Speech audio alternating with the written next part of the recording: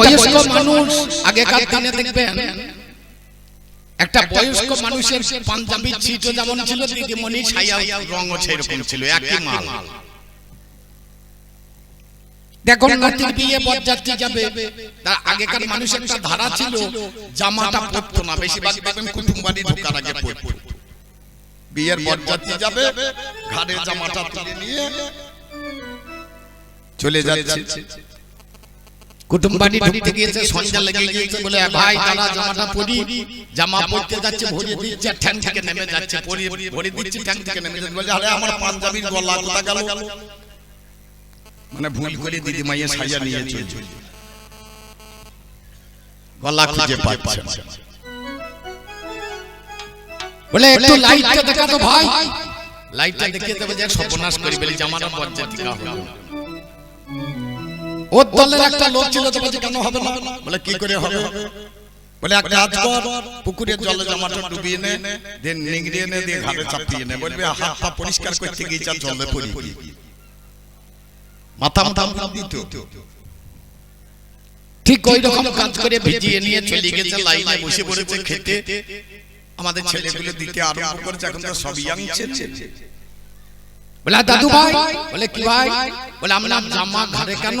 বলে আর বলি না ভাই, পাটা পরিষ্কার করতে গিয়ে যা জলে পড়ে গিয়েছে, তার জন্য ঘাড়ে চাপিয়ে রেখেছি। বলে ভাই চাপিয়ে রেখো না, ভিজে জিনিস ঘাড়ে চাপালে নিউমোনিয়া রোগ হবে। জামাটা দাও, আমি মেলে দিই, যখন বাড়ি যাবো তখন নিয়ে যাবো। আচ্ছা বললেন আর মান থাক, যখন মেলতে যাবে তাহলে তোমাকে যে জিজ্ঞাসা করিয়েছিলাম সেগুলো যদি মেলতে যাওয়া হয় আর থাকবে? বলেছিলাম 7 ভাতারি সাবিত্রী, 5 ভাতারি আইও, বাপ ভাতারি বলিয়ে গিয়েছে ভাই ভাতারি যাইও। এ মালকে দেবে এই 2 ঘন্টা যেমন বক বক করিয়ে গেলি, মালকে দেবে। যা বলেছে বেশ বলবেন, আমাকে দুটো প্রশ্ন করেছে, উত্তর করিয়ে দিই। এইসব দুটি ভাই গৌর নেতা, এত কঠিন প্রশ্ন করবি জানলে আমি গান করতে আসতাম না। এই নিতাই এ জন্ম নিয়েছিল আমাদের দেশে, বীরভূমে, এক চক্রা। এর বাবার নাম ছিল হারাই পণ্ডিত, আর মায়ের নাম ছিল পদ্মাবতী। এখনো পরে গেলে দেখতে পারবেন যে 2000 থেকে সম্পত্তি নিতাই বাবার ছিল, আজও আছে। তো চলে গিয়েছে একজন ব্রাহ্মণ ওর বাড়িতে, এটা অন্য কেউ নয়, নিমাইয়ের আগের দাদা, যার নাম হচ্ছে বিশ্বরূপ। গিয়ে দাঁড়িয়েছে, বলে ব্রাহ্মণ মহাশয় আজ আমার বাড়িতে সেবা নেবেন? বলে নেব, কিন্তু আমি দক্ষিণা চাই, ভোজন দক্ষিণা নেব। বলে দেব? বলে আমি যা চাইবো দিতে হবে, বলে দেব। সেবা করার পরে বলছে এবার আমার ভোজন দক্ষিণাটা দিয়ে দেন। বলে কি নেবেন? বলে আপনার ছেলে কুবেরকে। হারাই পণ্ডিত বললে এটা আমি দিতে পারবো না। পদ্মাবতী বাড়ি থেকে বেরিয়ে এসে ছেলের হাতটা ধরে নিয়ে গিয়ে বিশ্বরূপের হাতে ধরিয়ে দিলেন। বলে বাবা, আমার স্বামী যখন কথা দিয়েছে আমি তোমার হাতে তুলে দিলাম, কিন্তু আমার একটা আর্জি আছে, আমার ছেলে যেন ভগবানের সঙ্গে খেলা করতে পায়, এইটুকুই আমার আবদার, আমি আর কিছু চাই না। মা দেখো, মা কাকে বলে। নিয়ে চলে গেলেন বিশ্বরূপ। নদিয়া ঢোকার আগে বিশ্বরূপ আর কুবের দুটো দেওয়া এক হয়ে গিয়ে নিত্যানন্দ রূপ নিলেন। যখন সচিমায়ের কাছে গিয়ে দাঁড়ালো, সচিমা বিশ্বরূপ মনে করে তাকে পুত্র বলে কোলে টেনে নিলেন। সেদিন থেকে নিত্যানন্দ হলো আর একটা ছেলে সচিমাই, যার জন্য তারা 2 ভাই। এটা একটা দিক। অপরদিকে ছিলেন বলরাম কৃষ্ণ, দুজন একদিন চলে যাচ্ছে, কেশ আকর্ষণ করলেন। বলে আরে কেশে হাত দিলি কেন? বলে কেশর কুঞ্জ সাজাতে বললাম। বলে ভাই আজ আমি তোর সঙ্গে যাব। বলে দাদা গো, তুমি যদি আমার সঙ্গে যাও প্রেম করা তো ঠিক হবে না, বড়দের সামনে প্রেম ভালো হয় না। বলে তাই নাকি? বলরাম মাথাটা নামিয়ে দাঁড়িয়ে আছেন চুপ করে বৃক্ষের তলে। বলে দাদা দুঃখ করো, এরপরে আসবে কলিযুগ, সেদিন তোমার হাতে থাকবে প্রেমের ভান্ডার, তুমি যাকে দেবে সে পাবে। মন খারাপ করো না, আমি সেদিন তোমার নিচে বসে বসে একটু দর্শন করব, তুমি আমার দাদা রূপে জন্ম নেবে আর আমি তোমার ভাই রূপে জন্ম নেব, দু জায়গায় জন্ম নেব, কিন্তু পরে আমরা একত্রিত হয়ে দুটি ভাইয়ে হরিনাম সংকীর্তন করে বেড়াবো। আজ থেকে ভাই নয়, দাপর যুগ থেকে ভাই হয়ে আছে, সেই ভাই আজকে কলিযুগের মাঝখানে। এইটা হচ্ছে সিদ্ধান্ত। আরেকটা জিজ্ঞাসা আমাকে করেছে, তো একটু গানের ছন্দে সুরে সেটাই ভালো লাগে। বাবা, জগতের মাঝখানে যত ঘোরো, যত পেরো, যতই যা করো না কেন, কিছুতেই কিছু নাই, একমাত্র হরিনাম হচ্ছে সার। এভাবে রসিকে যারা, ঠাকুর মশাই অনেকদিন গান, পুরনো গান, আমাদের কিশোরী ওস্তাদের গান।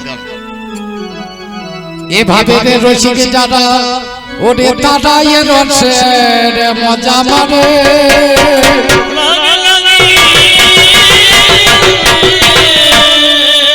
তারা ভাবে জাগিয়ে ফায়দা বুঝে নিশান গারে। এভাবে রসিক যারা, তারাই রসের মজা মারে, লাগি লাগিয়ে হাত চালিয়ে এভাবে রসিক যারা, তারাই রসের মজা মারে, লাগিয়ে হাত চালিয়ে এভাবে রসিক যারা, তারাই মজা মারে, লাগিয়ে হাত চালিয়ে এভাবে।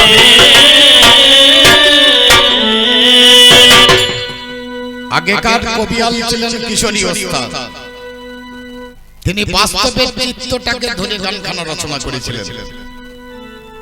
আগেকার দিনে আমার মায়েরা পাটালি তৈরি করতো, তখন একটা তালাই ফেলে রাখতো। গুড় যখন হব করতো, তখন আমার ঠাকুমা বলতে, দেখ একটা জায়গা নিয়ে যেত, কি করবো বলে, একটু দই রস নিয়ে আয়। কি করবে বলে, পাটালি করবো। পাটালি করলে না, তাক বাক্য জানছে, পাটালি করবে যদি আগে নাও না তালাই পেরে, পাটালি করবে যদি আগে নাও না তালাই পেরে,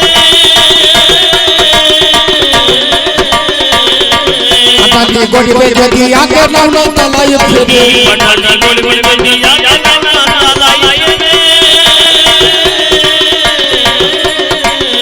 ফেলে উঠবে ফেলা হবে বসুরি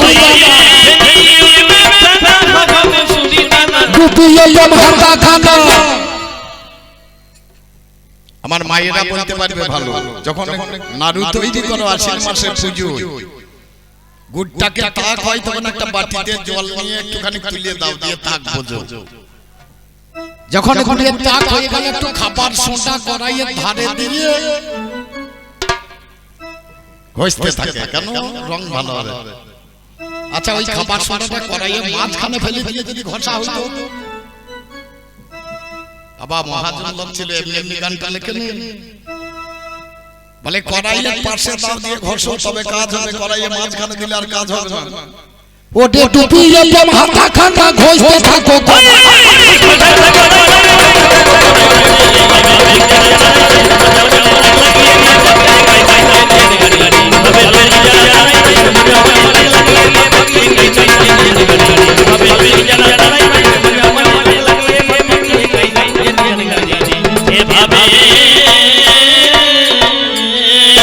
খাজুর গাছ দেখতে শুষ্ক রস বরাবর তার ভিতরে,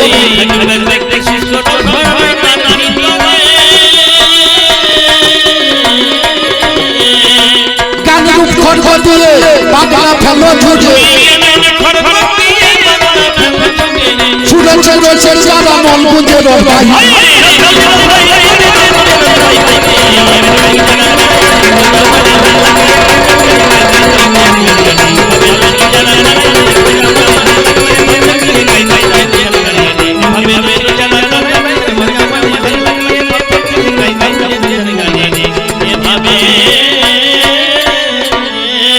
এখন মন দিয়ে শুনে যাও,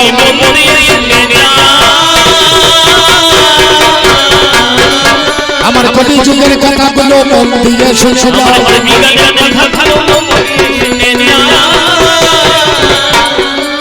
আমি একা শুনছো কেন শুনছেন আপনারা বসে পাল্লাদারের কথাগুলো মনে রহস্য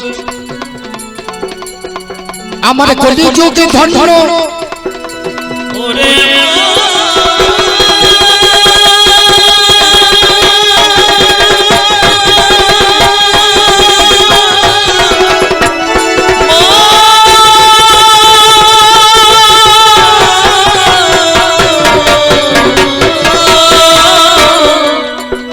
তিন যুগকে লক্ষ্য করো অনর্পিত চটিনী চিরাত করুণায় অবতীর্ণ কলৌ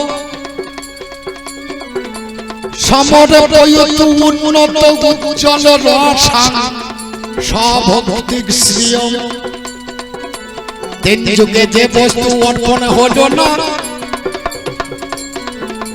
সেই বস্তু এনেছে আমার গৌর সোনা উন্নত উজ্জ্বল রস মহাশয় যাকে বলে হরি নামে বলবো না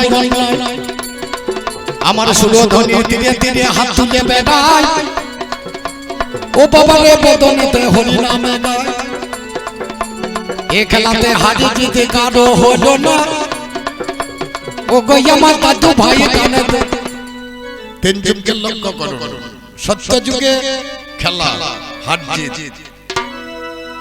তেতা যুগে খেলাতে হার জিত দাপর যুগে কৃষ্ণ কুরুক্ষেত্রের মাঠে যুদ্ধ লাগালো হার জিত আছে কিন্তু কলিযুগের যে খেলা এটা কোনো হার জিত আছে কলিযুগের যে খেলাটা গৌরাঙ্গ মহাপ্রভু খেলতে এলেন এই খেলার মধ্যে কোনোদিন কেউ হেরেছে কেউ জিতেছে কি হরি বল আমার খেলায় বিনোদ খেলা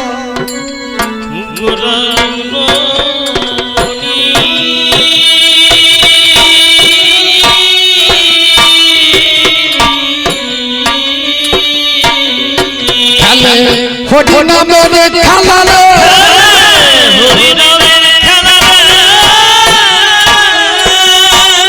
ওরে খোলে নরকাল সঙ্গে খেলে হরি নামের খেলা ওরে খোলে নরকাল সঙ্গে খেলে হরি নামের খেলা হরি বল হরি বল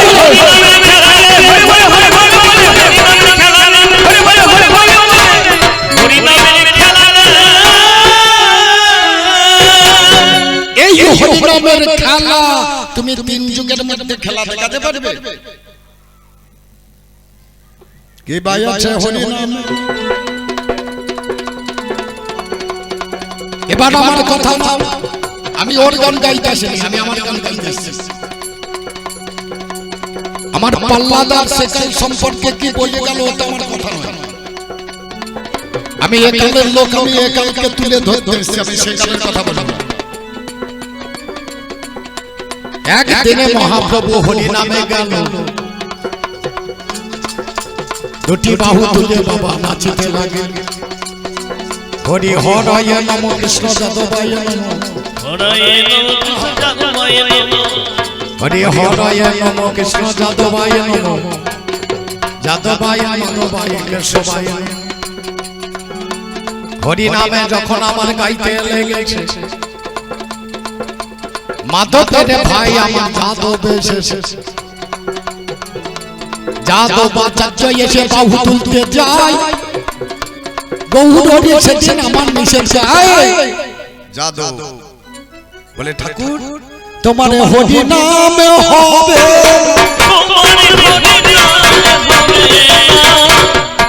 যাদব হাত জোড় করে দাঁড়িয়ে ঠাকুর কলিযুগের সবার কাছে হরি নাম গাইবে সবাই গাইবে আমার হবে না কেন মনে করে আমি গান করতে এসেছি আপনাদের গ্রামে সবাই যদি গান শুনতে রান্নাটাকে করবে গৌরাঙ্গ বলছে সবাই যদি হরি নামে নাচবে আমি সেবা নেব কোথায় বলে প্রভু আমার মনের বাসনা আজকে তোমার বাড়িতে আমি একটু সেবা নেব যাদব থরথর করে কাঁপছে আমি গরিব মানুষ আমার বাড়িতে কিছু নেই আর আমার ভগবান সেবা নেবে আমার ঘরে বলে ভয় করছো কেন তোমার মাচানেতে দেখলাম একটা লাউ ঝুলে আছে লাউ ঘন্ট করিয়ে দাও জানাই তোমার পাশে ও বাবা রে যাদব আমার বাড়ি ফিরে গেল অর্ধাঙ্গিনীর কাছে গিয়ে বলিতে লাগে, আজকে আমার ভগবান সেই গৌর হরি, তাড়াতাড়ি রান্না করো জানাই প্রকাশ করি। মাথার মধ্যে লাল লাল বাবা ঝুলিয়ে যে আছে, কর্তন করে ঘন্ট করো জানাই তোমার পাশে। ও বাবা রে রমণী তারা করিয়ে গেল, লাউটাকে কর্তন করে বটিতে বসিল। যখনই লাউটাকে কাটতে বাবা যায়, আমার ঘরের ভিতর ছেলে ছিল কেঁদে ওঠে বাবা। 5 বছরের ছেলে কাঁদিয়াই উঠিল, তারা করে মাই আমার ঘরে ছুটে গেল। আমার ছেলেটাকে কোলে নিয়ে আবার এসে যায়, বলে দেরি হলে পোশাক দিতে দেরি হবে ভাই। মনে করিয়ে মা জননী ছেলে কোলে লইয়ে একটা স্ত্রী ভালো মুখে দিল জানাই কথা কইয়ে। লাউটাকে হাতে ধরিয়ে মুঠিতে বসেছে, এমন সময় প্রভু আমার হরি নামে ধরিয়েছে। আনন্দে বলো হরি ভজ বৃন্দাবন, আমার শ্যামকুণ্ড রাধা কুণ্ড গিরি গোবর্ধন। ওই রমণী কন্যাই আমার হরি নামে গেল। বাহ্য জ্ঞানে সেদিন মায়ের শূন্য হইয়াছিল, হাতে ছিল লাউ বাবা খসে পড়িয়ে যায়। আমার কোলের ছেলে হাতে এলো, বলবো না অন্যায়। কোলের ছেলে হাতে যখন অগ্নি পড়িয়েছে, মা জননী ছেলেটাকে বটিতে ধরিয়েছে। বটিতে কর্তন করে হাঁড়ি ভরিয়ে দেয়। বাবা মায়ের সাথে বাহ্য জ্ঞানে কোনো মতে নাই, গোটা শরীর কানা রক্তাক্ত হয়ে গেল ভাই। মাই আমার কর্ণপথে হরি নামে শুনে যায়। এমন সময় দাদু ভাই আমার ঘরে ফিরে গেছে, বাবা রক্তাক্ত কোলে পরে দেখিতে পেয়েছে। ও বাবা রে তোরা কইরে যাদব কাছে যায়, অঙ্গে হাত দিয়ে বাবা আমরি বালা, অঙ্গেতে হাত দিয়েছে জানাই কবির গানে। আরে সম্পত্তি ফিরে পেলে বলি যে এখন, বলে হ্যাঁ গো তোমার শরীরে তো রক্ত কিসের? বলে আমার দোষ নাই, তোমার হরি নামে দোষ হয়েছে। হরি নামের দোষ রয়েছে,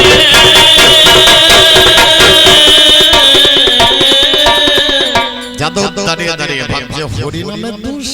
বলে আমি হরি নাম শুনে এই কর্ম করি। কাঁধে তুলে নিয়ে হাঁটি, গঙ্গা হাতে ধরে কাঁধে ধরিয়ে হাঁটি, গৌরের দিকে হাঁটে। চড়া করে গায়ে দুজন গৌরাঙ্গের কাছে, চড়া করে যাই দুজন গৌরাঙ্গের কাছে। ও গো আমার গৌর হরি তোমায় জানাই নিবেদন, সর্বনাশ করিয়ে ফেলেছি জানাই গো এখন। ও বাবা রে হাঁড়ি খানা শেষে নামাইয়া দিল, এদিকে গৌর হরি আমার নাচিতেছে ভালো। হাসতে হাসতে গৌর হরি শেষে হাঁড়িটাকে নাই। ও বাবা রে একটা ঘরে ভরে দিল ভাই, শিকল খানা তুলে দিল আবার ফিরে গেল।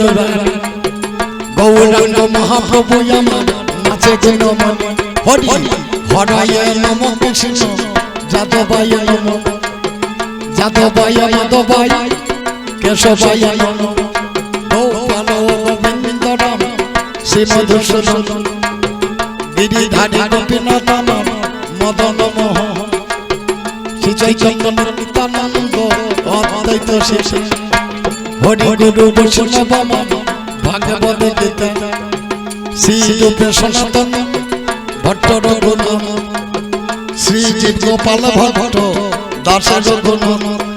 এই ছয় সাই যাবে বোধে করলেন বাস, রাধা কৃষ্ণের নিত নীলা করিলেন প্রকাশ। এই ছয় সাই তার মুই তার দাস, আমার জন্মে জন্মে হয়ে গো এই বিলাস। মনের আনন্দে বল হরি আমার ভজ বৃন্দাবন, শ্রী গুরু বৈষ্ণব পদে বাবা মজাই আমার। সেই সময়ে ঘরের ভেতর হরি ধ্বনি হলো, ভক্তগণে উচ্চ স্বরে হরি বলিতেছিল। দরজা খানা খুলে দিয়ে দেখে মহাশয় কাটাছে ছেলে গোটা হলো আমরি বানায় উপর থেকে হাত তুলে হরি নাম গাইছে ও গো আমার দাদু ভাই জানাই তোমার কাছে হরি নামের এমন গুণে বিশ্ব দুনিয়ায় কাটা ছেলে গোটা হয় বলবো নাই বানায় এই যে হচ্ছে হরি নামে বিশ্বের বাজারে আরে হরি নামে ছেলে বাঁচে একটা চিন্তা এই হচ্ছে হরি বৃন্দাবনে অপ্রাকৃত নবীন মদন কাম্পি কাম গায়ত্রী যাহার পাশন এই হরি নামেই বাবা ছেলে বাঁচে আবার এই হরি নামেই ছেলে মরে শিবাসের ঘরে শিবাসের একটা ছেলে ছিল বাবা ছেলে মারা গিয়েছে ছেলে মারা গিয়েছে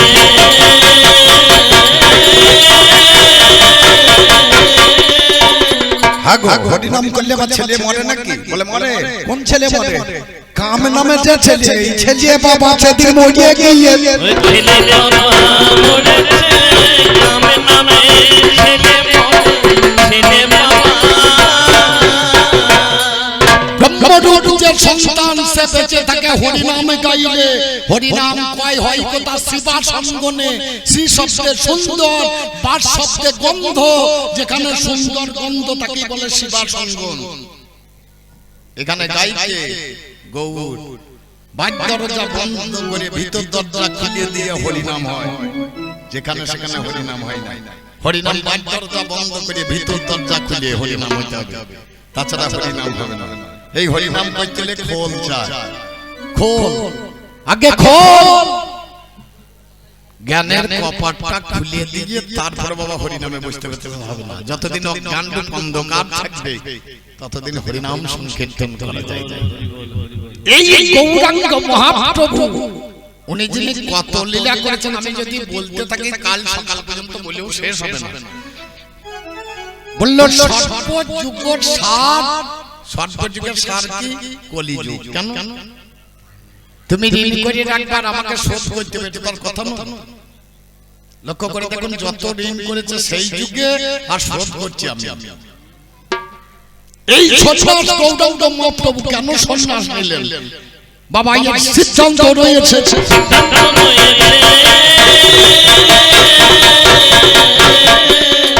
একদিন বিশ্বামিত্র মুনি এসেছে রাজা দশরথের ঘরে দশরথের ঘরে এসে বলছে তোমাকে নিয়ে যাও কাকে নেবেন বলে আমার লক্ষণকে দশরথ দেখছে হবে না ভরত শত্রুঘ্নকে দিলেন কিছুটা যাওয়ার পরে জিজ্ঞেস করছে মুনি বল আচ্ছা 6 মাসের রাস্তায় যাবে না 6 দিনে বলে 6 মাসের রাস্তা কেমন আর 6 দিনের রাস্তা কেমন বলে 6 মাসের রাস্তাটা সুন্দর আর 6 দিনের রাস্তাটা কঠিন বলে 6 মাসেই যাব মুনি বল বুঝতে পারলো এটা রাম লক্ষণ নয় ফিরে গেলেন রাম লক্ষণকে নিয়ে এলেন যেতে যেতে একটা নদী এই নদীর তীরে বসে আছে এক মাঝি তার নাম হচ্ছে মাধব বসে বসে চিন্তা করে মুনি বল ডাকছে এসো সঙ্গে পাঠ করে দাও বলে তোমাকে তো পাঠ করে তোমার সঙ্গে ছেলে দিদি দেখতে তো ভালো ছেলেকে বলে এটা দশরথের বেটা রাম আর লক্ষণ সঙ্গে সঙ্গে নাবিক কান্নার হাত দিয়ে দে বলে ও বাবা মুনি বল তোমাকে পাঠ করব লক্ষণকে পাঠ করব কিন্তু এই ছেলেটা পাঠ করতে পারবে বলে কেন গো ওরে যে চরণে পরশে অহল্লা পাছানি মানবী গুপি ফিরে পেল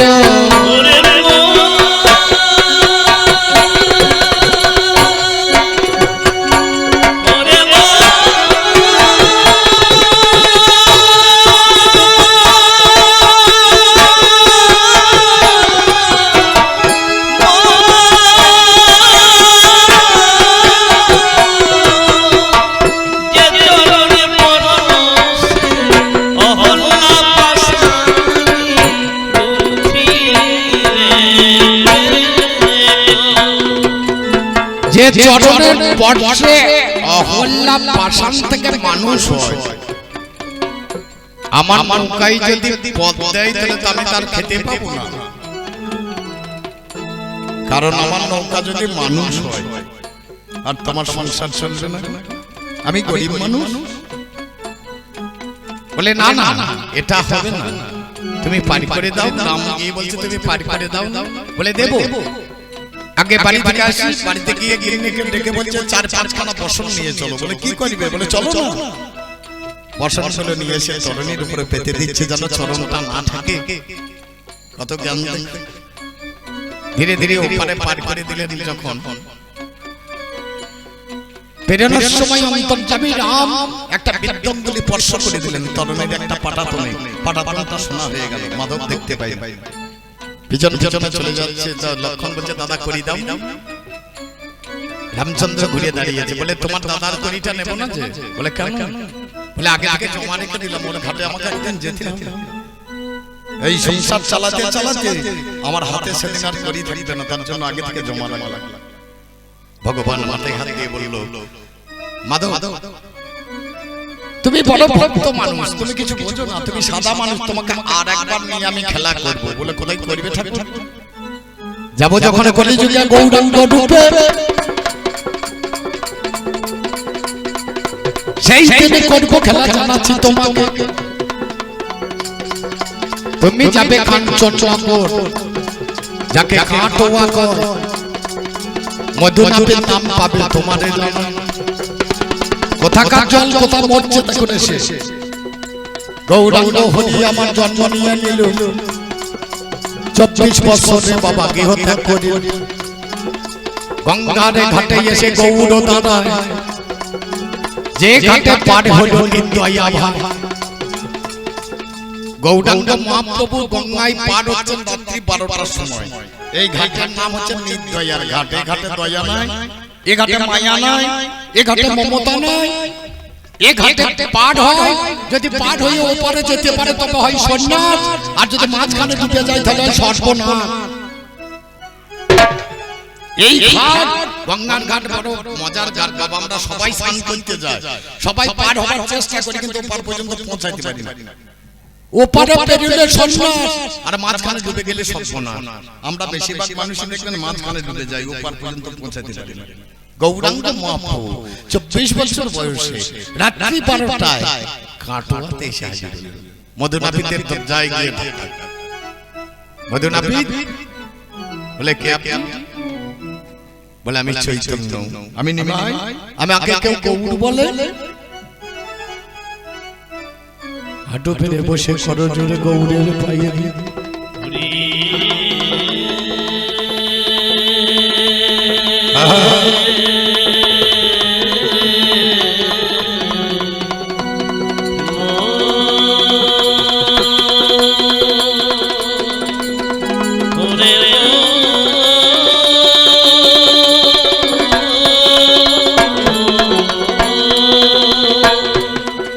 চরণে ধরে বলে ওগো ভগবান, কে জন্য আগমন দাও তার প্রভু। কেন এলে আমার ঘরে? আমার মস্তকে মুটাইয়া দাও, আমি সন্ন্যাস এখন নেব। সন্ন্যাস নিয়ে ঘর বাড়ি ত্যাগ করে আমি চলে যাব। প্রভু গো, আমি জানি ভগবানের চরণে হাত দেওয়া যায়, কিন্তু ভগবানের মাথায় হাত দিতে ও কথাটা বলুন না। গৌরাঙ্গ মহাপ্রভু হাসছে, বলে তোমার পেছনের দিকটা মনে পড়ে না? তেতাজুকে যখন ঠেলে দিলেন, দেখতে পেলেন সেই রাম অবতারের কথা। আমি তরণী নিয়ে বসেছিলাম নদীর মাঝখানে। ওগো প্রভু, আমাকে একটু সময় দাও। বলে কি করবে? বলে আমি একটু গঙ্গা স্নান করে আসি। খুঁড়ে কাঁচি নিয়ে একটা কদলী পত্রে ভরে গঙ্গার জলে নেমে গেলেন মাধব অতি যত্ন করে। মা তৈলাক্য তারিণী গঙ্গা, একবার মাত্রই আমি ক্ষৌর কর্ম করে দেব। আমার বংশে যতজন আসবে মাগো, আশীর্বাদ করো, আর যেন কেউ খুর কাঁচি না ধরিব। এই খুর কাঁচি ধরা যেন আমার শেষ হয়, আর যেন আমার বংশে কেউ কোনোদিন ক্ষৌর কর্ম না। আর একটা আশীর্বাদ মা আমাকে দাও। বলে বলো। বলে অন্য কিছু নয় মা, আমি যে ভগবানের মস্তকে পাপ কর্ম করব, মস্তকে হাত দিয়ে তার কেশ মুন্ডন করে দেব, আর যেন জীবনে কোনোদিন ভগবানের মাথায় কেশ না গজায়। তাহলে আমার মতো পাপ আর বোধহয় কাউকে করতে হবে।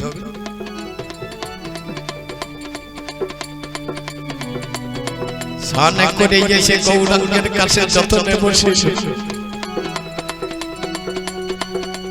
হা কৃষ্ণ করুণা সিন্ধু দীনবন্ধু জগৎপতি, গোপীশ গোপিকাকান্ত রাধাকান্ত নমস্তুতে।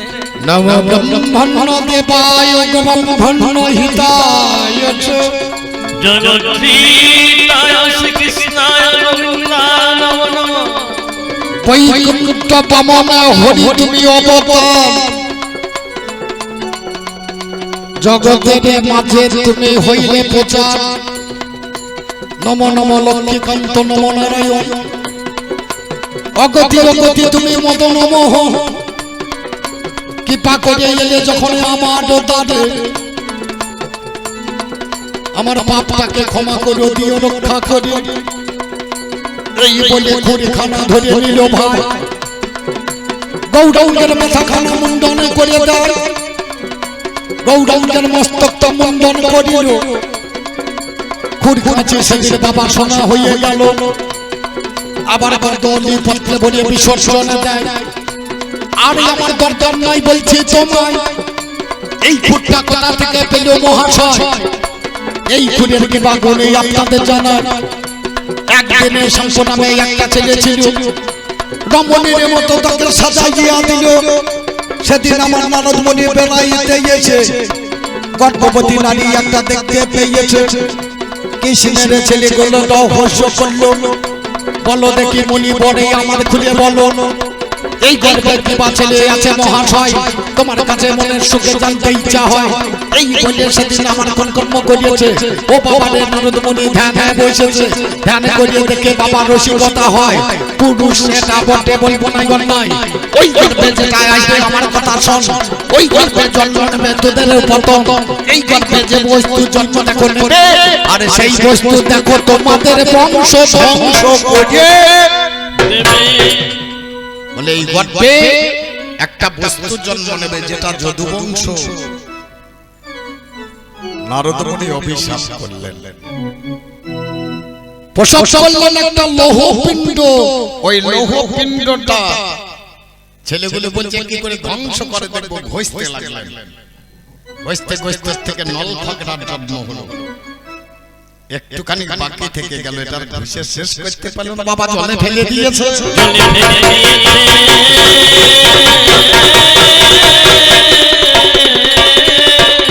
এই জলে ফেলে দেওয়ার পরে ধিপর জাল খাওয়ার পরে ওই মালটা পেয়ে একটা কামারকে দিয়েছে। কামার একটা বান তৈরি করেছে, তীর ধনুক বলে না, একটা তীর তৈরি করেছে।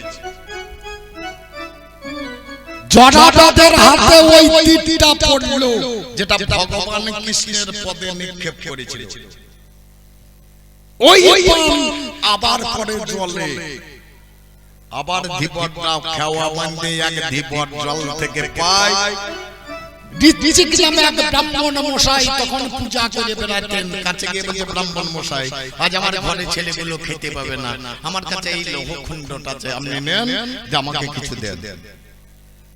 কিছু চাল ডাল দিয়ে লৌহখণ্ডটা নিয়ে বাড়িতে যত্ন করে রেখে দিলেন।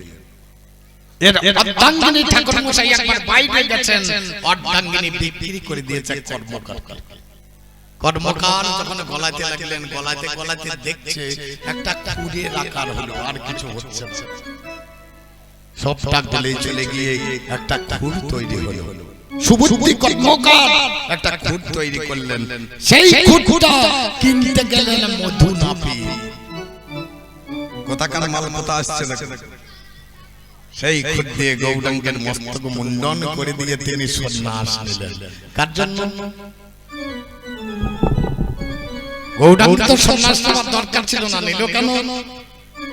তেতা যুগে মাধববাদীর সঙ্গে কথা হইয়াছে, বাবা সহ্য হইতে হবে। হবে।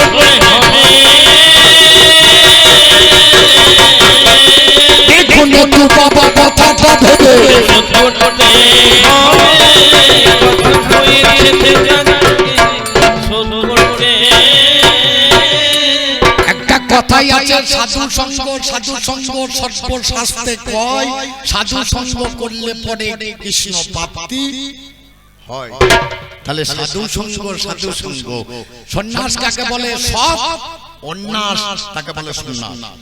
যে সব জিনিস খুঁজে বেড়ায় তাকেই সন্ন্যাসী বলে।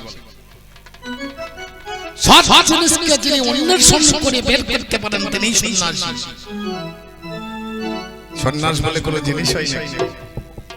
তোমাদের যুগে ছিল ব্রহ্মচর্য, গায়ত্র, বানপ্রস্থ, সন্ন্যাস, 4টে ক্লাস। আমার যুগে তা তো নাই। ও বাহ হর্ষই দুই রিলি ও কই পড়তে যেতে হয়। 1 বড় 1 2 3 পড়তে যেতে হয়। তোমাদের মত ওই 4 ক্লাস। কেউ দেখবেন গরু চড়াতে গিয়েছে, গরু চড়াতে এসে শিক্ষা করে। আমি শুনলাম বসে আপনারা শুনলেন বেদব্যাস নাকি বড় পণ্ডিত ছিলেন। কোন জায়গায় কোন শাস্ত্রে আছে বেদব্যাস পণ্ডিত? দেখাতে পারেন? বলে কলিযুগে যুগে মহাকাব্য নাই, যদি না থাকে তাহলে গালের পয়সা লাগবে। দোকানের নাম বলে দিই নাকি? কালিদাস লিখেছিলেন মেঘদূত, কালিদাস লিখেছিলেন কুমার সম্ভব। মহাকাব্য খুলে দেখো, 4খানা মহাকাব্য কালিদাস নিজে লিখে লিখেছিলেন। যেটা তুমি জানো না তাই অত উচ্চ গলায় কথা বলছো। বাবা দেখবেন রাগ বেশি বল কম মার খাবার লক্ষণ। যাদের দেখবেন রাগ বেশি তাদের ক্ষমতাটা কম আর তারাই মার খাবে। আর বুড়ো মানুষের একটু রাগ বেশি হয় নাকি বলছেন? আমার দাদু লোকদের তো রাগ একটু হবে। এটা বাবা ঠিক জায়গায় দাঁড়াতে পারবে না। আমি তোমার সঙ্গে আলোচনায় আসলাম। তোমার গুরু এই যে গুরুগিরি করতে গেলে একলব্য গেলেন দ্রোণাচার্যের কাছে, গুরুগিরিটা কই? উত্তর হয়েছে তো? তাহলে এতক্ষণ ধরে গান হলো, তাহলে কি হলো? খুব লক্ষ্য করে কথাগুলো বলতে হবে। আমার দিদিমণিদের বাচ্চা কত বাচ্চা হইতো আমি বলতে পারবো না। বলে আমার যুগে যে মেয়েগুলো খুব ভালো মেয়ে ছিল সেটা আমি জানি। আমি না জানা বলি আমার দিদিমণি তারা খারাপ হয়, আর খারাপ নয় বলি তো তাদেরকে পুজো করছি। আর খারাপ হলে তাদেরকে পুজো করতাম না তো। এই কৃষ্ণ আর রাধা মিলিত তনু গৌরাঙ্গ, এই হরিনামে খোল, এই হরিনামে করতাল, এই মাল পেলাম কোথা জানতে হবে। একদিন রাধা কৃষ্ণ দুজনে একই আসনে শয়নে আছে। হঠাৎ রাধা রানীর ঘুম ভেঙে গেছে। স্বপ্ন দেখছে। বলে কৃষ্ণ আমার দোষ নাই, তোমার দোষ। বলে কেন, কি হয়েছে? বলে তুমি আমার পাশে ঘুমিয়ে আছো তবু আমি পরপুরুষ দেখছি, আমার তো দোষ। বলে কি দেখলে? কি বলে এক যুবা গৌর বদন হাই, এক যুবা গৌর বদন ওরে পাতারের উপর থামে যিনি কোটি কোটি কাম, রসরাজ রসে জবন হাই রসরাজ রসে জবন। কত সুন্দর বলছে দেখুন রাধা রানী। বলে কেমন দেখলে? বলে এক যুবক গৌর বরণ তোমার মতো কালো নয়, কি পাতারের উপর থামে যিনি কোটি কোটি কাম, রসরাজ রসের মদন। বলে যার শরীরে কোটি কোটি কাম বাস করে। মাথায় হাত দিয়ে কৃষ্ণ বলছে দুঃখ করছো কেন? আমি নবদ্বীপে যাব, গৌরে হব, নবদ্বীপে যাব, নবদ্বীপে যাব আমি, গৌরে হব, নবদ্বীপে যাব। রাধা রানী কাঁদছে। বলে ঠাকুর তুমি চলে যাবে, আমাকে নেবে না? বলে তোমাকে না নিয়ে থাকতে পারি? শ্রীকৃষ্ণ প্রণয়ময়ী বাকি দৃশ্য বনয় এবার শান্ত জনা ভূত মধুরী মাকে দৃশ্য বা মদিও সৎসঙ্গ চর্চা মদন ভগবত কি দৃশ্য পাতি লোভ তত ভবন্ত সমজনী সচিগত সিন্ধু হরি। আমার 3টি বিষয় আজও আশা মিটলো না, সেই আশা মেটানোর জন্য আমি গৌরাঙ্গ রূপে যাব। বলে কি করে যাবে? অন্তরেতে রবে তুমি, বাহিরেতে রবে আমি, অন্তরেতে রবে তুমি, বাহিরেতে রবে আমি, দুঃখ করো না। জয় রাধে শ্রী রাধে বলে তোমায় জয় আমি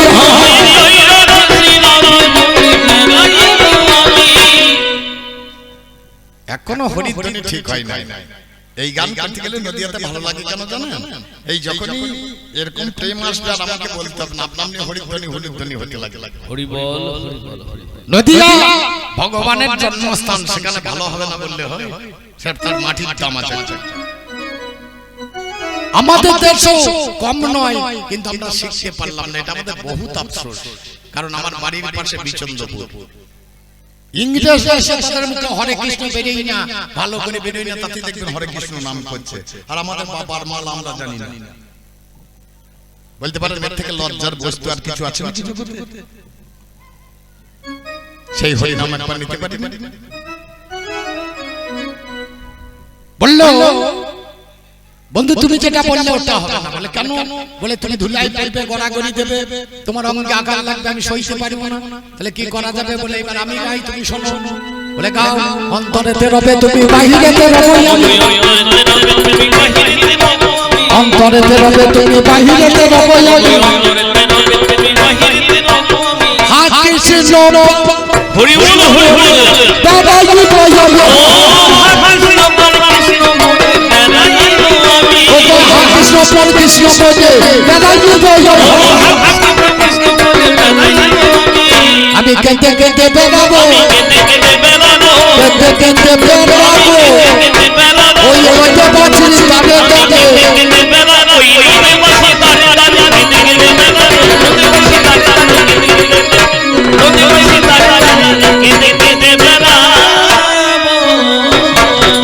কোটি তটে কোজা ছিল মুডলি, মুডলিটা ধুলাই পড়ে গেল, গড়াগড়ি দিয়ে কাঁদছে। বলে ঠাকুর তুমি আমাকে নেবে না? বলে নেব। বলে আমাকে নেবে? বলে নেব। কি করে নেবে? তোকে শিকল করিয়ে নিয়ে যাব, শিকল করে নিয়ে যাব। আমি পিছনে পিছনে চেপে যাব, আমি পিছনে পিছনে চেপে যাব। শ্যামলী ধবলী এরা বলছে আমাদের নেবে না? বলে তোদের নেবে না? বলে আমাদের নেবে ঠাকুর, তুমি দয়াময়, তুমি কৃপাময়, কি করে নেবে আমাদের? বলে তোরা কি ভাবছিস? তোদের ওই জন্ম দিয়ে আমি নামে চামে মিশিয়ে দেব, তোদের চামড়া দিয়ে ফুল বানাবো।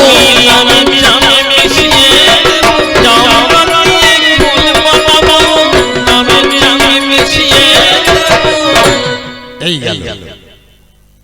এমন সময় চরণের নূপুর দুটি খুলে পড়ে গিয়েছে, দরদর করে কাঁদছে। বলে ঠাকুর আমরা? বলে তোদেরকে নেব? বলে নেবে। কি করে নেবে? বলে এতদিন ধরে ছিলিস আমার পদে, আর পদে থাকতে হবে না, একবার উঠে আয় হাতে। নাকি বাবা তোটাই হবি করো, হরি নামের ঠাকুর দিবি বিদায়।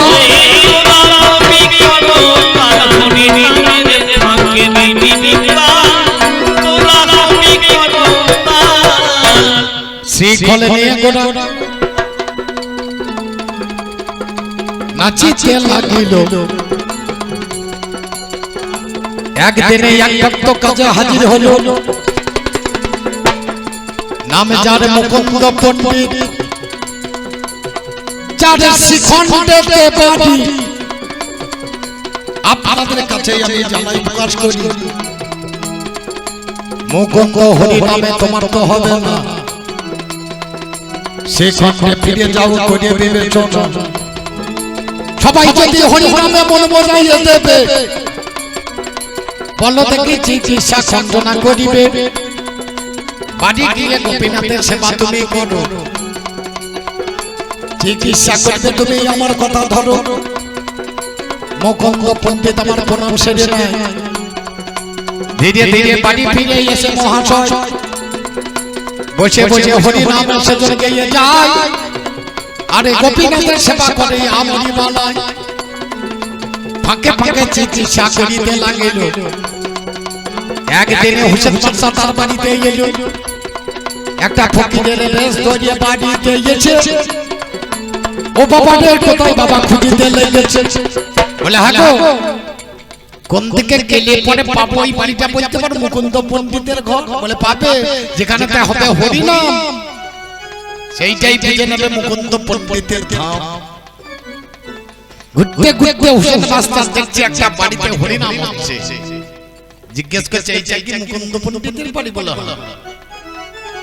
দাঁড়িয়ে আছে ফকিরের বেশ ধরে মুকুন্দ পণ্ডিত গোপীনাথের সেবা করে বাইরে হরে কৃষ্ণ বলতে বলতে বাইরে বেরোচ্ছেন। বলে কে এখানে গরিব মানুষ আছে, তাকে আগে চিকিৎসা করব। হোসেন বাদশা বলছে আমার মতো ফকির মানুষ আর কেউ নাই বাবা, আমাকে আগে চিকিৎসাটা করে দাও। কি হয়েছে আপনার? বলে আমার পেটে বড় ব্যথা। বলে এখানে মাটিতে শুয়ে পড়ো। হোসেন বাদশা মনে মনে ভাবছে মাটিতে, আমার মতো বাদশাকে তুমি মাটিতে শুয়ে করেছো? তোমার এত বড় স্পর্ধা। যখন মাটিতে শুয়ে পড়েছে অর্ধেকটা রোগ ভালো হয়ে গেছে। বলে হ্যাঁ পণ্ডিত, তোমার কি মাটিতে ওষুধ আছে নাকি? বলে হয়তো হবে, কাউকে দিয়েছি পড়ে গিয়েছি। বলে এক কাজ করো, একটা ফাঁকফারে আসল ওষুধটা দিয়ে দিই। জয় গৌর, জয় গৌর বলে বলে একটু ওষুধ দিয়ে দিয়েছে। হোসেন বাদশা ঠিক হয়ে গেছে। বলে আমি হোসেন বাদশা, তোমার এখানে থাকা চলবে না, গৌড়ে চলো। গৌড়ে নিয়ে গেলেন, কিছুদিন পরে আবার ফিরিয়ে দিলেন। তোমাকে এখানে থাকতে হবে না, তুমি যাও শিখরকে গিয়ে গোপীনাথের সেবা করো। ফিরে এসে গোপীনাথের সেবা করে চিকিৎসা করে। এত বড় কবিরাজ একদিন তার গিন্নির অসুখ হয়ে গেছে, আর ভালো হচ্ছে না, কোনো মতেই রোগ সারাতে পারছে না, এত ওষুধ দিচ্ছে। গিন্নিকে বলছে তুমি একটু অপেক্ষা করো, আমি একবার বড় ডাক্তারের কাছে কিছুটা ওষুধ দেন। এই বলি মুকুন্দ বাবা নদিয়াতে গেছে, মহাপ্রভুর কাছে গিয়ে হাজির হয়েছে। প্রভু গো, বলে মুকুন্দ, বলে প্রভু আমার বউ আর বাঁচবে না, তুমি বড় ডাক্তার, তুমি একটু ওষুধ দাও। বদনে ছিল চর্চিত তমতম, একটু বের করে হাতে তুলে দিয়ে বলছে যাও, রোগ ভালো হয়ে যাবে। যাই গৌর ছুটে গিয়ে ওকে বলছে বদনটা ফাঁক করো, বড় ডাক্তার ওষুধ দিয়েছে, তুমি ভালো হয়ে যাবে। বদনে ভরে দিল ওষুধ, ওষুধে ভরিয়ে দেয়। এদিকে গর্ভ বাবা সংসার হলো। 10 মাস 10 দিনে যখন এসে গেল, সেদিন বাবা সরস্বতী পূজার দিনে ছিল। সরস্বতী পূজার দিনে সন্তান হলো ভাই। একটা লোক ছুটে গিয়ে খবর দিয়ে দেয়, কবিরাজ তোমার একটা ভালো খবর আছে। বলে কি গো? বলে তোমার একটা সন্তান হয়েছে।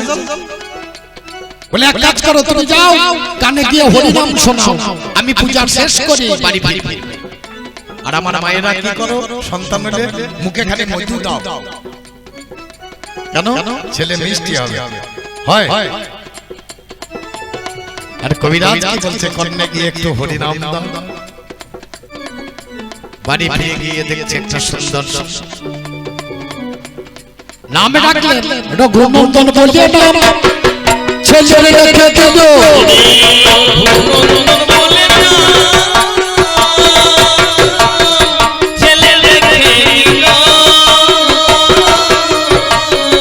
ধীরে ধীরে 5 বছরে বয়স হয়ে গেল।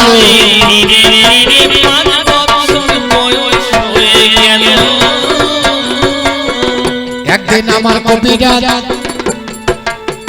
গোপীনাথের ঘরে, ও বাবা দেশে বাবা দেশে মনে চিন্তা করে। এমন সময় একটা ছেলে পাইয়া ধরে নাই, কবিরাজে চলো তুমি তোমারে জানাই, আমার মায়ের বড় অসুবিধা কো, মা তো বাঁচতে না, তারা পেটে চলো তুমি, আমি জানাই শোনো। হ্যাঁ রে, আমি যদি চলে যাবো তাহলে আমার গোপীনাথের সেবা কে করবে? রঘুনন্দন 5 বছরের ছেলে বলে, বাবা তুমি চিকিৎসা করতে যাও, আজ আমি গোপীনাথের সেবা করব। আরে তুই পারবি? বলে তোমার দেখে দেখে শিখে ফেলেছি, দেখে দেখে শিখে ফেলেছি।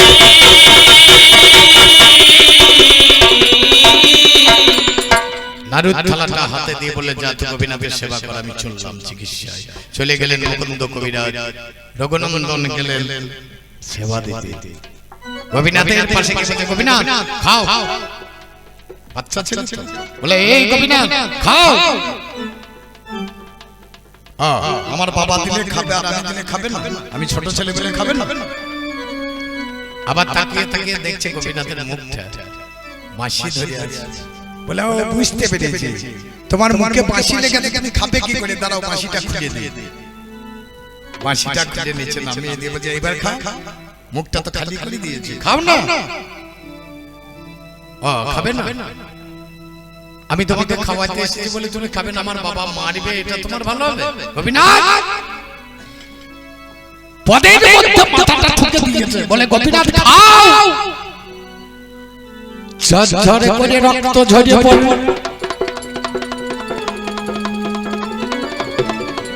গোপীনাথ তুমি খাও।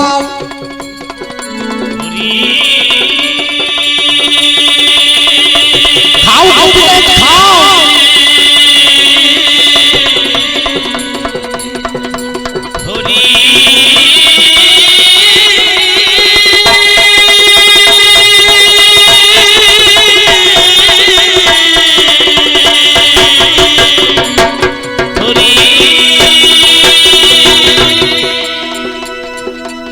মাথা ঠুকে বলে খাও। যদি তুমি না খাও আমি আর ফিরে যাব না। তোমার পদে মাথা ঠুকতে ঠুকতে জীবন শেষ করে দেব। আমার যত আছে রক্ত তোমার পদে দিতে ঝরাবো। মাথা ঠুকে আর বলে খাও গোপীনাথ। ওই হে তো আহা মাথা ঠুকছে আর বলছে খাও। গোপীনাথ থাকতে পারলেন না, কাঠের ঠাকুর হাতে বের করে রঘুনন্দন আর মাথা ঠুকিস না, একটা নাড়ু দে, নাড়ু দে।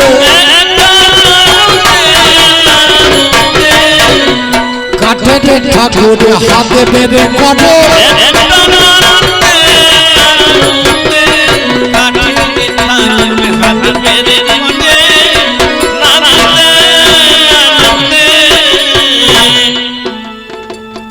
রঘুনন্দন একটা নাড়ু হাতে তুলে দেয়। গোপীনাথ আমার নিজে নিজে বাবা সেই নাড়ুটা খায়। এক এক করে যত নাড়ু ছিল সবই খেয়ে নিল। থালির মধ্যে আরে নাড়ু নাই বাবা দেখিবারে পেল। ব্যাগটা চলে গেল, ব্যাগটা কেটে গেল, ব্যাগটা খুলে গেল। ও বাবা রে কি হয়েছে জানাই তোমার ঠাই। শতদল নাড়ু সব খেয়েছে আমার গোপীনাথ গোসাই।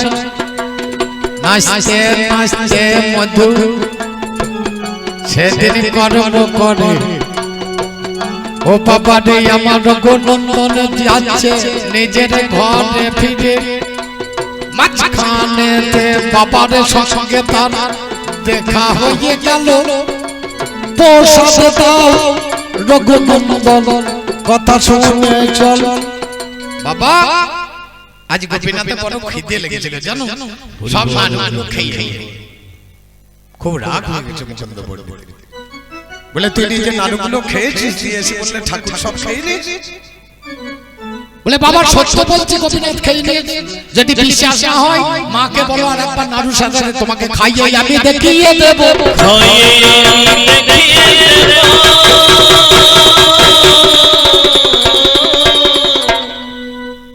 সঙ্গে সঙ্গে বাড়ি ফিরে গেল মহাশয়।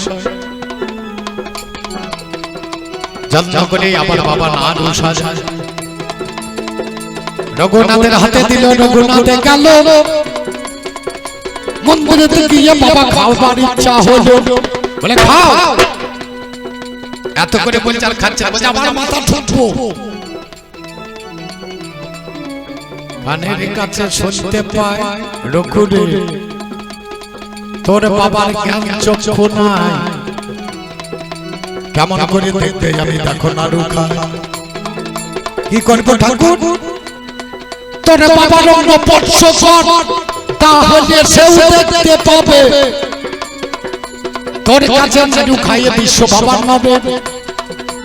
ও বাবারে রঘু যখন বাইরে দাঁড়ালো মুকুন্দ পণ্ডিতের অঙ্গে হাত দিল।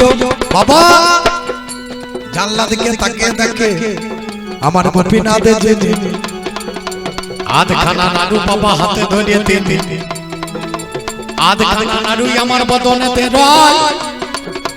মুকুন্দ দেখাইল বলবো না আজ যদি চলে যাবেন বর্তমানে ভাই সেই খন্ড কাছেই বটে, বলবো না আজও রাতের বেলায় বাবা সেখানেতে যায় নাড়ুর প্রসাদ দিতে হয় আপনাদের জানাই, মশাটি টাঙিয়ে দেবে জানাই কবির গানে, প্রসাদগুলো রেখে দেবে এই অতীব যতনে। সকাল বেলায় যখন বাবা তালা খোলা হবে মশা ছাড়াই বালিশ নাই দেখিতে পাইবে, সব কিছু গুছিয়ে দিয়ে আমার গোপীনাথ যিনি প্রসাদ ভোগ করিয়ে চলে গেলেন তিনি। আজও জান সেই প্রসাদ যেমন খাই তেমনই আজও খাচ্ছি। সেখানে প্রতি বছর আমি 3 বার যাই গাম গাম, আর আমি গেলেই বারবার ওদিকে বলি আমাকে ওই গোপীনাথের মন্দিরেই প্রসাদের ব্যবস্থা করে দিন, কারণ যেখানে কাঠের ঠাকুর নিজে হাতে বের করে নাড়ু খেতে পারে সেই মন্দিরে যদি একবার না প্রসাদ বদনে যায়, বাবা জীবনে তো কিছু করতে বললাম না, আমার এই শরীর খানা আমার এই দলবল যারা আছে তাদেরকে বলি আমাদের জীবন খানা ধন্য হবে, জীবনে খানা ধন্য হবে।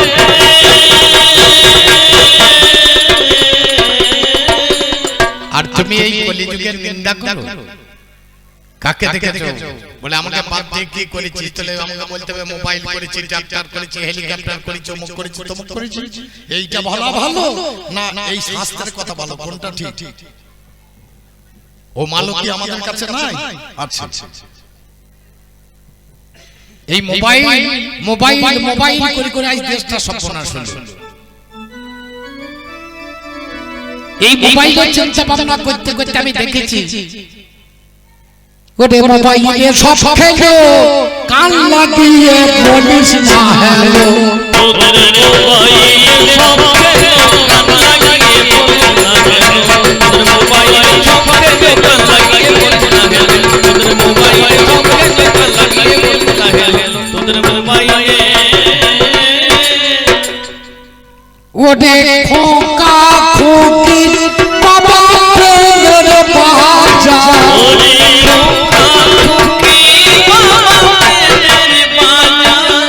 এখন হলো বড় চমৎকার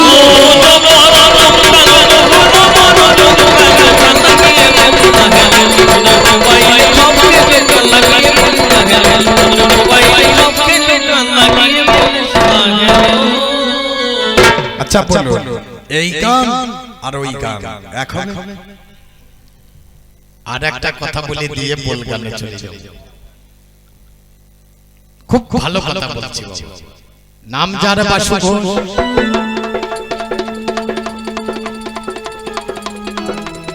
আমার কাছে টাটকা কথা বলতে আমার বাসি কথা না। এই বাসু ঘোষ একটা ছেলে ছিল, তার নাম ছিল গোপীনাথ। একদিনের সাথে কেটে ছেলে মারা গেল, বাসু ঘোষ বুঝে বুঝে কাঁদিতে লাগল। দীর্ঘদিন যাওয়ার পরে বাসু ঘোষ ও বাবারে দেহ খানা রেখে দিলেন তিনি। বাসু ঘোষ মারা গেল, দেহ রাখলেন। সেদিন ভগবান নিজে গোপীনাথ সেজে এসে তার বেটার রূপ ধরে বাবার মুখাগ্নি কাছা পড়ে বাবার সাধ্য ক্রিয়া করে দেওয়ার পর ভগবান আবার নিজ লোকে ফিরে গেলেন। আমাদের যেমন দেখবেন জয়দেব মেলা চলে যান নন্দদ্বীপে গোপীনাথের মেলা, একই জিনিস বাবা, যেখানে ভগবান নিজে বাসুদেবের বেটা শেষে বাবার মুখাগ্নি বাবার সাধ্য ক্রিয়া তর্পণ সব সেরে দিয়েছিলেন। এটা কলিযুগেই সম্ভব বাবা, অন্য যুগে হবে না, অন্য যুগে হবে না।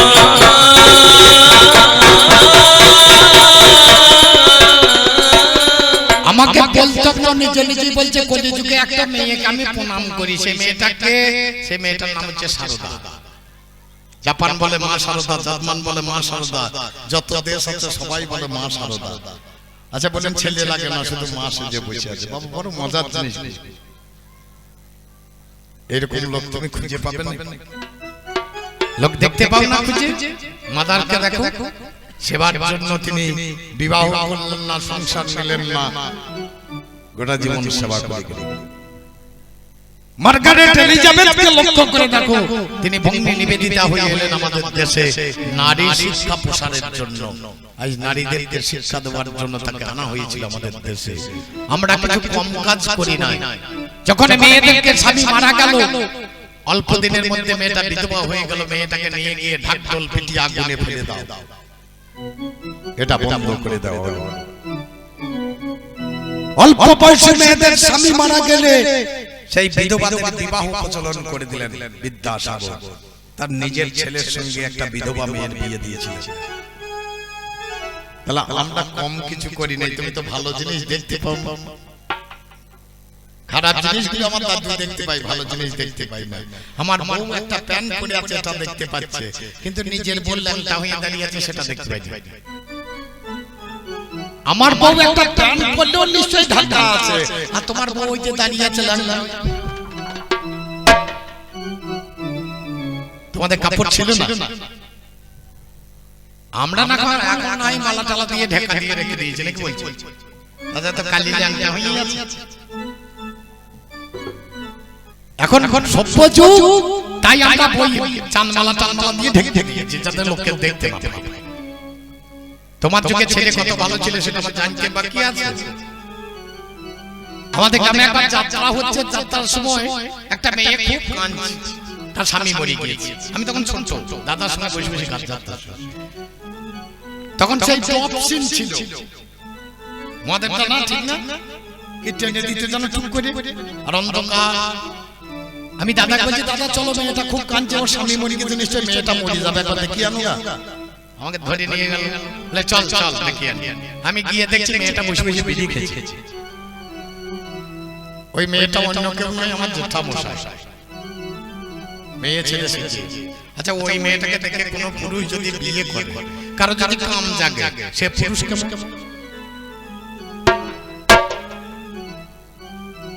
আমার কথাটা এই জায়গায় নয়।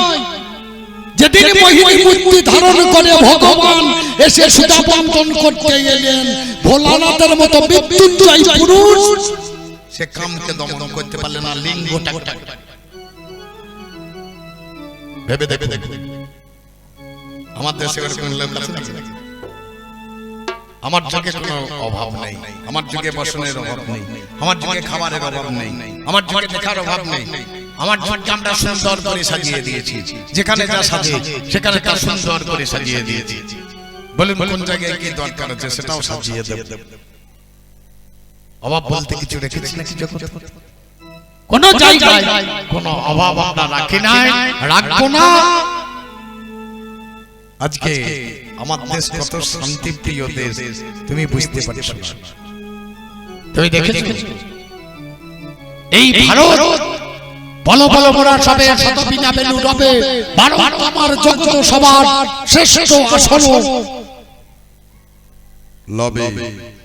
তোমার যুগে এই কথা বলার লোক ছিল না। এই ভারতবর্ষ আজকে শ্রেষ্ঠ আসনে বসতে চলেছে আর 2-1 মাসের মধ্যে, যেটা তোমরা বসাতে পারবে না জীবনে। তোমরা বসাবে কি করে? তোমাদের তো রাজারই ঠিক নাই, কেউ দেখছি বাবার ঠিক নাই, কেউ দেখছি মায়ের ঠিক নাই। যখন যুধিষ্ঠির বসতে যাচ্ছে তখন বলছে এর বাবার ঠিক নাই, এর বাবা কোন বাবা জন্ম দিয়েছে ঠিক নাই, একে বসানো যাবে না। আচ্ছা দুর্যোধন যখন বসছে তখন যদি বলাই তোর বাবার ঠিক নাই, তাহলে বসবে কে? দুর্যোধন তো ধৃতরাষ্ট্রের বেটা নয়, ও তো বেদব্যাসের ছেলে, তাহলে বসবে কে সিংহাসনে? এটা তো বাবারই ঠিক নাই, বসবে কে? চিন্তা করে দেখতে হবে কথাগুলো, পরকে দোষ দিলে হবে না, আগে নিজেকে ঠিক করো। তোমরা যে দেশকে ছড়িয়ে দিয়ে গেছো আমরা ঠিক করতে পারবে না। আমাদের দেশে আছে একটা করে সন্তান। আচ্ছা বলুন আকাশে 1000 তারা, আচ্ছা মনে করুন লক্ষ লক্ষ তারা, তার মধ্যে অত চাইছি আমি 1000 তারাই ধরি। 1000 তারা আছে, তারা অন্ধকার দূর করতে পারবে না, একটা চাঁদই হবে। আমাদের দেশে ওই আমার বাড়ির পাশে একটা মুসলমানের গ্রাম আছে বছরা, এক মুসলমানের 72-73টা ছেলে ফেলে সত্য বলতে কেউ দেখছি লাল ঝুলছে, কেউ দেখছে কানে শুনতে পাই না, কেউ দেখছে বোবা কথা বলতে পারে না, কেউ দেখছে খেপা। মাল বেশি হলি তো ওই জিনিস হবে। একটা ছেলে হইলে তার তো বাবা অন্যরকম পাওয়ার হবে। যত শেষ দিকে গিয়েছে প্রথম দেখুন ভগবান চরু উল্লো পাইয়ে প্রথম বাগদা রাম পেল, রাম ভগবান হয়ে গেল। চরু ভাগ কমছে, তারপরে ভাগ পাইলো, সে ঠাকুর হইলো, তারপরে ভাগ কমে গেল, দুটো কুকুর হয়ে গেল, যা এদের নাম গন্ধ কিছু নাই।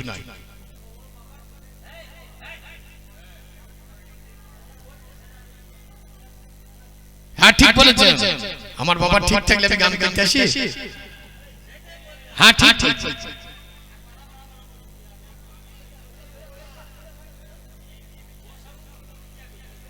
হ্যাঁ দাদা তুমি পারবি, পরে বছর থেকে আর সুভাষিস গান জান না। তুমি এলে কাজ চলিবে, তুমি এলে কাজ চলিবে,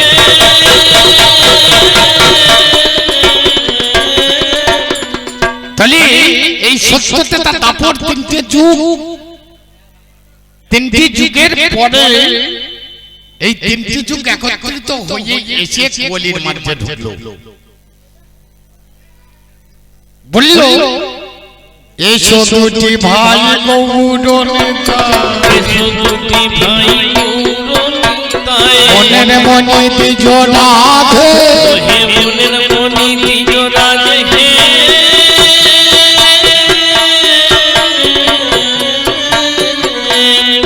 তোমার ওই দুটি চরণ খুঁজিব, চরণ রাখিব হৃদয় মাঝে।